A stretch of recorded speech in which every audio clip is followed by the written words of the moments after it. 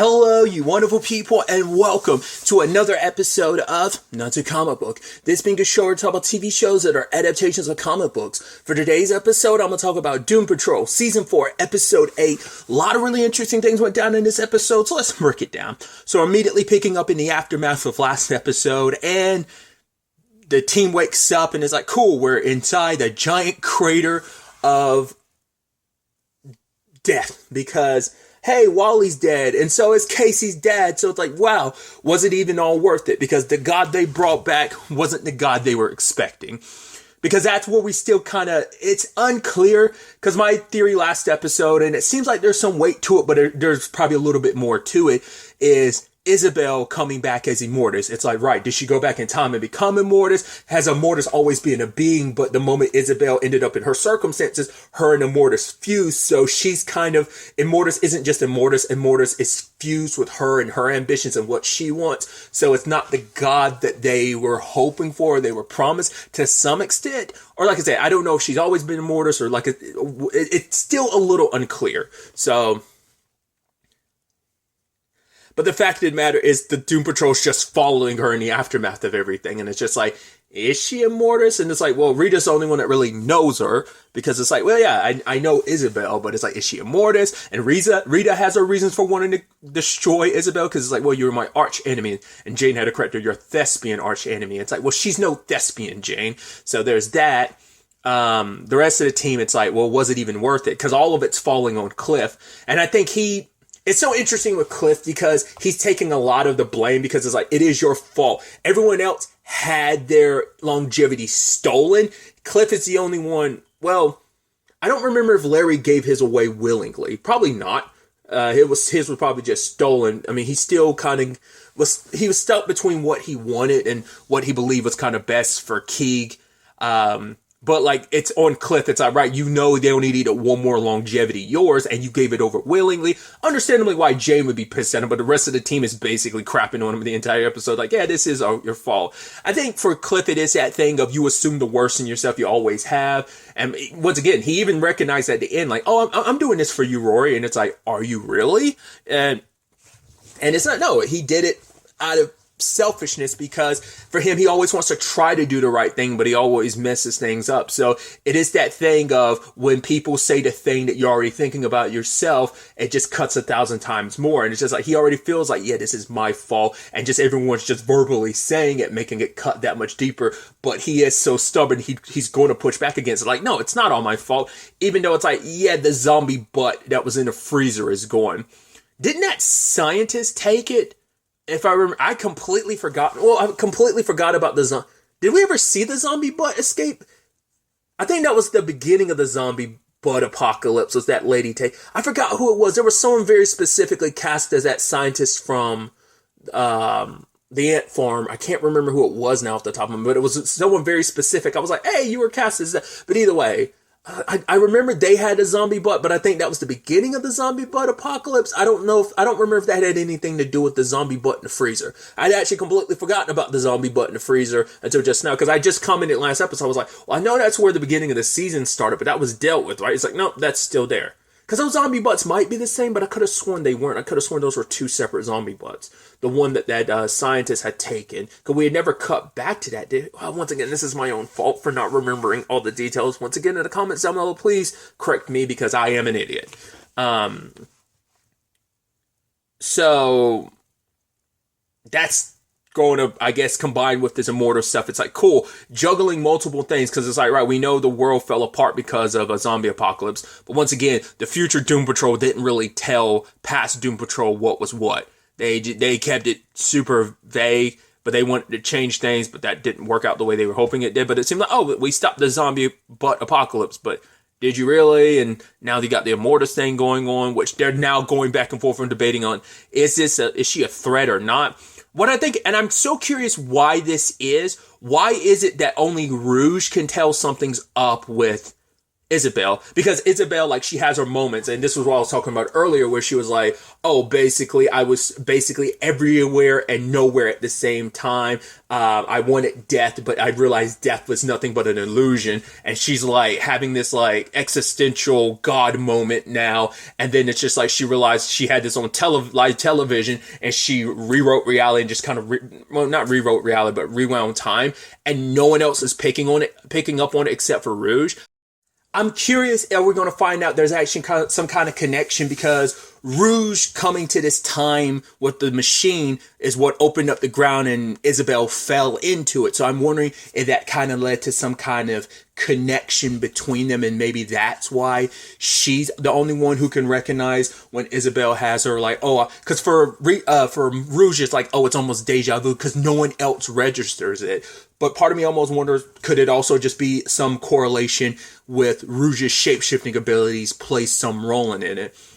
I mean, it's so interesting too, because like Rouge had this moment with Isabel later on where it's like, right, we both, some unfortunate situations happen to us, but that doesn't necessarily make us evil. You know, Rouge has been through her journey of trying to not to be the evil person, you know? She's trying to be more Laura, less Madame Rouge, right? So, and that connection that she was trying to have with Isabel, trying to say like, right, you don't have to be Immortus, but I kind of see that you are Immortus. And like, Isabel doesn't like being called Immortus because it was like, how dare you call me by my true name? And was like, I've seen what your future holds and you're pathetic and how you're going to die. But the fact of the matter is I can change time and like basically kill you right now and make sure you die. But then like, once again, Isabel is trying to rein everything in and try to seem as normal as possible, because once again, it's the Immortus versus what Isabel wants. Like that consciousness of Isabel, of her being like, right, I don't want to ruin everything. I want everything that I can get. Like there's a big parade and I'm being celebrated. I'm a big celebrity here, because she's very, like, her and Rita are very much alike, where it's just kind of that ego is so big and you have a very inflated opinion of yourself in a lot of regards, and kind of think you're bigger than kind of you are. But now it's like, oh, like I'm getting recognized for how awesome I am, but obviously that spotlight's getting taken from her. Neither one of the Rita nor Isabel is too keen on having the spotlight taken from them. I mean, obviously this is the ultimate representation of this episode being the ultimate representation of what this show is all about, and that is existential crisis that literally every character is going through. Isabel's going through one. Larry's going through one. Hey, I'm dying, and my main objective is to do something good with the last little bit of time I've got left. I need to find a suitable home so that Keeg can be taken care of. Because once again, I don't want to fail any more of my children. I already have. I don't want to do it again. So ends up meeting up with Mr. 104 again. He's kind of scattered into particles, but with Keeg's help and the radiation from Larry's body, they were able to piece them together. Also, Larry did bring up kind of in a situation where my body is I'm a dying bomb, that the moment I die, like all that radiation is going to get really, so he's like, I'm a geriatric dirty bomb. So it's kind of like, need to kind of figure that out too. But once again, it is that the personification of the Doom Patrol, where it's like, yeah, you're so caught up in your own BS, you can't really see everything around you, because each one of the Doom Patrol members is being helped by someone. Because I mean, Dorothy comes back with Casey, which Casey's going through her existential crisis of like, right, I already knew I wasn't real, and that's something I have to deal with. Plus, my creator Wally is dead, and I'll never really know why I was meant to exist, and is trying to find purpose and meaning in her own existence. Plus her dad's dead, which she always knew his story would end a certain way, but to have your father and your actual creator kind of gone in one fell swoop, it leaves a lot to be desired. And obviously, you know, Dorothy knows what that's like to kind of be lost. Like, there's so much she didn't know about herself that she ended up learning about her circumstances and her dad's like obsessive need to protect her, and the terrible things he did in order to like get his own longevity to be with her forever and always take care of her. So she understands the complicated nature of a father and not getting all the answers that you wanted, like in a twofold, like the issues that Casey has with her own father and her creator. Dorothy has those exact circumstances, because I mean, father is a creator in their own capacity, right? But it's like, yeah, Casey's father was evil. Niles did some evil stuff, so I never thought about it at the time either. But I feel like there's almost an even deeper meta parallel, and maybe it's just me reading too much into it. What is Dorothy is stuck in the form of like a little girl. She has been for like over like a century, right? But then you take like Casey, who's this fictional character, who's played by Madeline Zima, who is a child actress, and just I feel like there's a deeper meta like thing that I'm probably reading way too much into, but it almost feels like that, where it's like someone who was stuck as a child forever and kind of like having to finally grow up, wasn't kind of really allowed to grow up necessarily. And then an actress who was young and kind of grew up, like not kind of grew up, but did grow up. Like I said, that's why I feel like there's a meta-ness to it, but that could just be me like reading way too much into it. I never even thought about that at the time, and just this episode in particular, them spending even more time together on screen, made that kind of click in my head. But like I said, that's probably just me reading too much into it. But how both Dorothy and Casey both try to help out other people, like Casey tries to help out with Jane. There's a lot of commonality between them, where it's like, because Jane's kind of having these headaches. She tries to go to the underground, but she can't actually find the station. Like, everything is wrong. She's hearing voices, but she can't find her way back to the underground. And somehow Casey was able to be there inside her head, but even Casey didn't recognize it. So either the underground and the real world are blurring together for Jane, and that's what that meant, or Casey subconsciously entered the underground. Maybe it's like, maybe because she's a fictional character, there is some overlap power-wise with Jane's circumstances, because they're both fictional in their own capacities. And especially because Jane, it's like, right, I'm not real. I'm a construct, like me and so many of the other personalities. We're all construct to help Kay. It's all about trying to find purpose, which Casey's trying to find one, because, Dorothy was like, right, I have my own mission, and Casey's trying to find the next mission because she thought it would give her purpose. So it is the perfect duo, where it's like, and it's so sad, because in the case of like Dorothy trying to help out Cliff, or Casey trying to help out Jane, that they both get shit on by the respective people they're trying to help, because Jane and Cliff are once again kind of caught up in their own circumstances, and they lash out at these people helping them, because it's like, right, don't assume you have the solution for my problem, because it's the Doom Patrol's biggest issue is they kind of have a hard time, not kind of, straight up have a very hard time asking for help for their respective situations. And because none of them feel like anyone could fully understand what they're going through.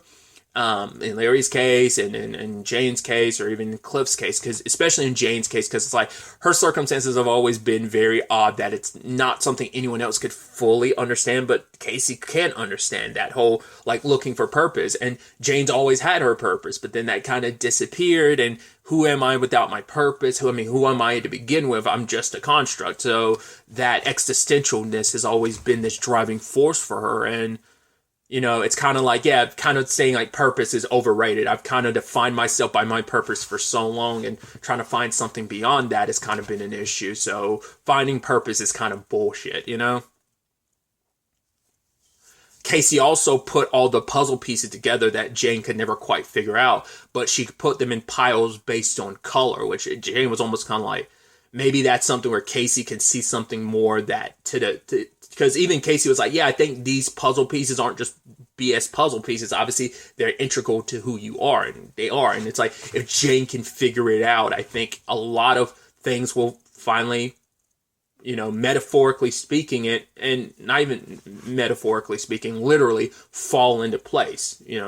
Continue with, the apt metaphor that is this puzzle that's broken into pieces that has to be pieced together. And then on the Cliff side of things, Dorothy's trying to help him. Like, oh, here's Dad's wheelchair. But it's like, why would I want to use a wheelchair that reminds me of the man I hate? The fact is, I hated your dad in life. It's like everyone hated him, but I feel like Cliff is the only one that continuously, actively shits on Niles. Because everyone else had a much more complicated relationship with him. Cliff is the one that didn't, out of all of them, like Cliff is the only one who didn't really have much of a relationship with Niles, but the others had a much deeper relationship, and so their feelings are a lot more complicated than I think Cliff's were. Cliff's are like probably like 10% positive, like 90% negative, whereas everyone else, it feels like the percentages are a little closer. At least that's how I've always kind of proceeded or kind of feel, and especially in this moment.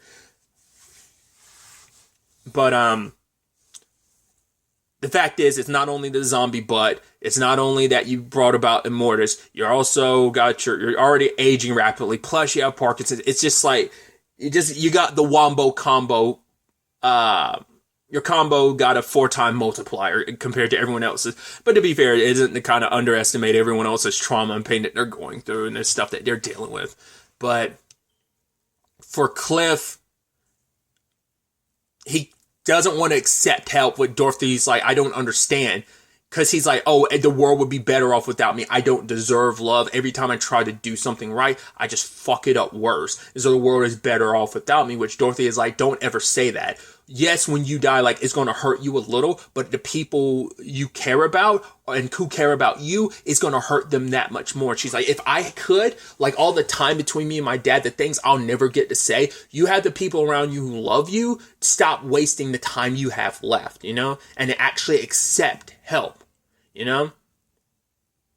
Because that's why I was like, come on, you're being a little harsh. You would think, like, with how his relationship is with Jane and obviously trying to make things right with his daughter and obviously trying to be there for his grandson, like, you would have thought he would have treated Dorothy a little better considering she is a kid. But the fact is that, and I think that's also the thing of like, right, she has been a kid for so long. She does have these moments of wisdom and shows how mature she is in comparison to Cliff. I mean, to be fair, Cliff has never radiated maturity. They've all had their moments, Cliff included, but, you know, it just shows like that Dorothy is a lot more wiser and more mature than him. And, you know, it is that, once again, that thing of everyone's so caught up in their own thing. And you can't see the forest for the trees. You get so caught up in the trees that you're not seeing the greater picture of the forest around you. So it's like that. Like, Cliff is so in his self-hatred mode right now. They kind of all are. They kind of stay in a constant state of self-hatred that you're refusing to, like, ask for help, you know? So I love they all individually decide to end up going to the parade, too. Then you had Rita, Rouge, and Vic at the parade, which Vic's trying to figure things out because obviously, luckily Derek's alive, but it's like, you after all this superhero biz, gotta go back to like check on my wife and kid. But, you know, Derek had told him, like, I saw that look on your face. Like, this is what you really do love it. He's like, whoa, the whole time. He's like, no. I understand. I hear you where you're talking about the cyborg thing. But the fact of the matter is you can't go back to being cyborg. I understand that. But maybe there's a way forward and a new cyborg, not the old cyborg, because he does love this superhero thing. It is in his DNA. It might not have been the life that he wanted. It might not have been the life that he expected, but it is a life he ended up having. And once again, he's had to deal with, hey, being Vic, I haven't really been able to be like the superhero that I was. I don't want to go back to being Cyborg, but the only time I can really do the superhero thing was as Cyborg. So now that I'm not, like, finding that middle ground. And he even had that interesting conversation with Rita about like, oh, saving people and actually being gratified for it, because they've never gotten a gratification. I mean, once again, they've stumbled and tumbled their way through superhero-dom. It's always been like one fuck up that's led to semi-success. It's kind of been their calling card for so long, but they've never been celebrated, especially by this town. This town literally hated you because they blamed you, but now it's like, hey, you're being heralded as heroes, and Rita enjoys it. But there's also, once again, there's a little bit of that aspect of Rita always wanting to be recognized. She was, you know, even as an actress, you know, she was recognized, but not like fully recognized. So out of anyone, Rita would enjoy it the most. But that whole like thing of being a hero, being like heralded and like celebrated. And even Vic's like, yeah, I won't lie. I can't say like I don't miss it a little bit, but Rita's like, right, regardless of you being cyborg or not, the fact of the matter is you are still a hero, that your destiny is greater than this. Like, eventually you'll realize that the Doom Patrol is too small for you and you'll move on. Which makes you wonder, is that going to be the case? I mean, his whole thing, like, you know, was like his dad was training him up and setting him up to eventually take a spot on on the Justice League, which obviously, you know, in the comic books he does, you know, because he's not with the Titans in this continuity, but, you know, but he usually ends up on the Justice League roster. So it does beg the question, what will Cyborg's future be? Like, will he lead the Doom Patrol? I mean, when this is all said and done, is this group going to go their separate ways, or will they stay together? Because they are a family. I mean, for Dorothy, it's like they're the only family she has left, but they are a family to each other. So it's like, are they going to, once everything's figured out, however this all comes to an end, will they all go their separate ways? Will some of them stay? Will others go? In what capacity will some of those stay? In what capacity will the others go? And like, what does the future hold for them? Obviously, we'll have to wait till the end of the series to find out. Obviously, still got a handful of episodes left, but well, 4.